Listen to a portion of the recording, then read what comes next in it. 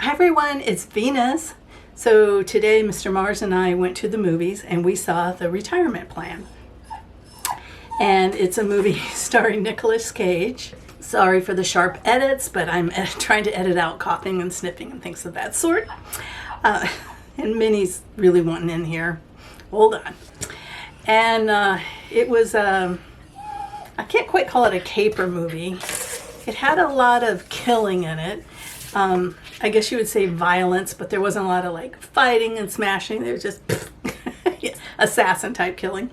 But let me read what they share online so that I don't give anything more away more than what is already out there. Okay, so when Ashley and her young daughter Sarah get caught up in a criminal enterprise that puts their lives at risk, she turns to the only person who can help her estranged father, who's played by Nicolas Cage, currently living the life of a retired beach bum in the Cayman Islands. Their reunion is fleeting, as that they are soon tracked down on the island by a crime boss and his lieutenant.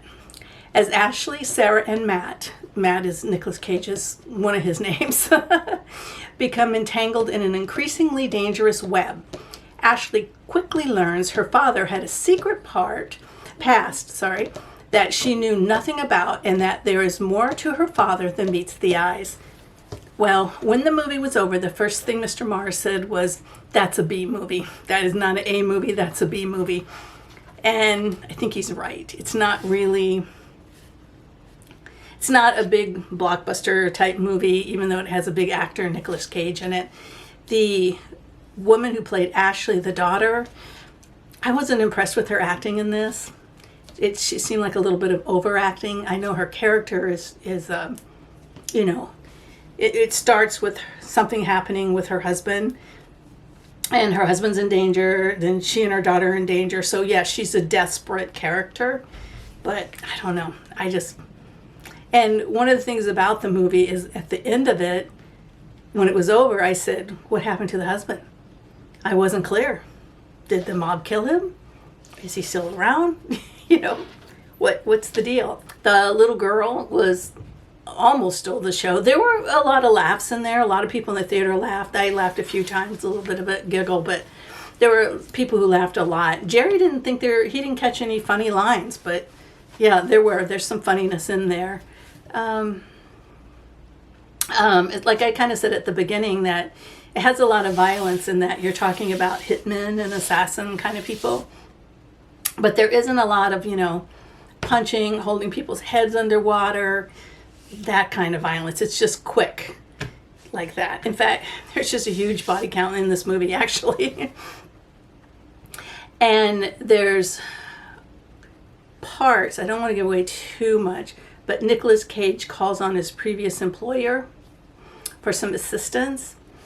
And either his previous employer or his previous employer's assistant, one of them is dirty, and you really can't tell which one. The way it ends, then you kind of know, although who knows, after they drive off, something else could happen, because everybody betrays everybody in this movie, kind of. But yeah, there's a pretty hard scene.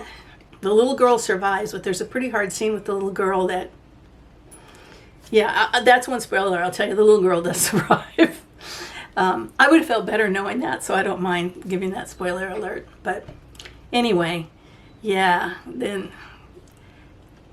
I don't know if I give it a thumbs up. I'm not going to give it a thumbs down, but I don't know that I can really give it a thumbs up. Maybe a halfway up, not an up, but a halfway up. Certainly not a down, just a, yeah. I would wait till it came out on streaming and you didn't have to pay for it, honestly. Yeah, so that's just our take on it. Like my husband said, it's kind of a B movie. If you want to see some pretty pictures of Grand Cayman, they're very limited. See, sometimes a movie can do itself better by the nice cinematography in it. And the Cayman Islands, you would think, they go out in a boat for a couple times. One time you don't really hardly see the water. The next time there's this beautiful water, but they really don't show much of it. But anyway, yeah, so, if you're a Nicolas Cage fan, you might want to see it. But otherwise, I just wait till it streams. Hi, I just got home running in the rain. Hope I look okay. So I just got back from seeing the Nun II with my cousin, and so it's a Venus and Venus review of the Nun II. I didn't see the Nun I, but I'm not sure that they even are related. I don't know. If they are, it doesn't appear that you had to have seen one, because this movie definitely was a standalone movie to me. So it's a scary movie, obviously. Yeah, it has a few jump scares in it. Not really screamy types, but it was particularly eerie because me and Sarah and I were the only people in the theater. So that was kind of eerie in itself. So that kind of added to the whole ambiance of the movie. And then in the middle of the movie, I'm going to say the middle, I don't know where it was really, but somewhere in the middle, all of a sudden the doors closed on one side. The theater has two entrances, and one set of doors closed, and we jumped and we're looking around, and you're looking at each other, and then finally we kind of calmed down, and then boom, the other one shut. And we're like, is someone shutting us in here? What's going on? But it's just what they do after the movie starts, but they didn't do it right away. They did it well into the movie and in a scary part of the movie, so it definitely had our attention. I told Sarah if someone comes down that aisle or up from the exit in a nun's habit, we're running, we're leaving. But anyway, so yeah, it's Sarah described it as spooky. That's probably a good description of it. It's not as gory and graphic as some of these kind of ghostly exorcism kind of movies. It's not as gory and like that. Has a lot of people that what am I going to say? It has like relationships and friendships and not friendships, and so it has a people story to it as well as the whole nun thing.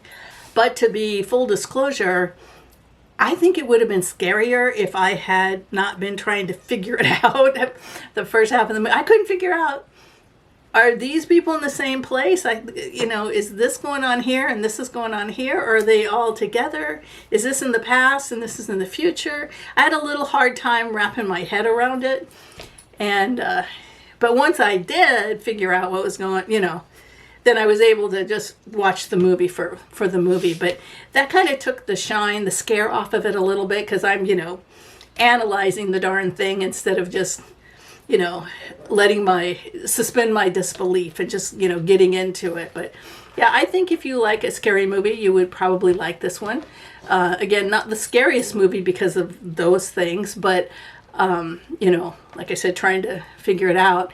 But I think if you took that away, and then the fact that we were in the movie theater by ourselves was kind of creepy too. But yeah, I thought it was well acted, absolutely well acted. And I even said to Sarah during it that the cinematography, the way that it was dark, but yet light enough to where you could see, but dark enough, it created a very eerie kind of smoky light. It wasn't smoky like, but smoky like, but it wasn't smoke. It was just kind of almost like a fog, kind of darkened, but yeah. And there was the nun, but there was also another entity involved that we weren't expecting at all, because it's called the Nun II. So yeah, wasn't expecting that. And then at the end we're like, no, wait a minute, is she related to? And I don't want to say too much because I don't want to give it all away. But yeah, there's a little bit of thinking about the movie too that is involved. So when you go in to watch it, just know that the nuns are not in the same place as the boarding school. They're two different places. So that'll help you. Yeah, so I give it a thumbs up. Yeah, Not the scariest movie I've ever seen, spookiest movie, but definitely a very good job. It was a good movie in its own right, whether it's a scary movie or not. But yeah, and again, a couple, like maybe 3 or 4 jump starts, or jump scares. Yeah, I think I'm having a problem with my car on the way home. That's why I said jump start, I think. So anyway, thanks for watching the video. Hope you enjoyed it, and let me know if you see the movie or what you thought about it. Bye-bye.